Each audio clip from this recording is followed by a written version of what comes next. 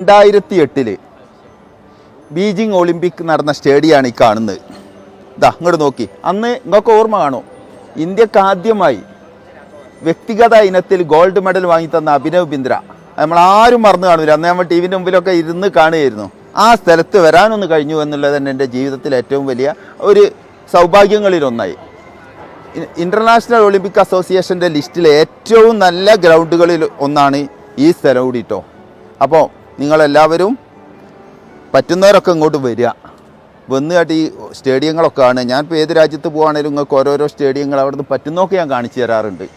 റഷ്യയിൽ കാണിച്ചു, ഇവിടെ കാണിച്ചു, പിന്നെ ലണ്ടനിൽ പോയപ്പോൾ കാണിച്ചു. അപ്പോൾ എല്ലാ ഗ്രൗണ്ടുകളും പറ്റുന്നതൊക്കെ ഞാൻ പോകാറും ശ്രമിക്കാറുമുണ്ട്.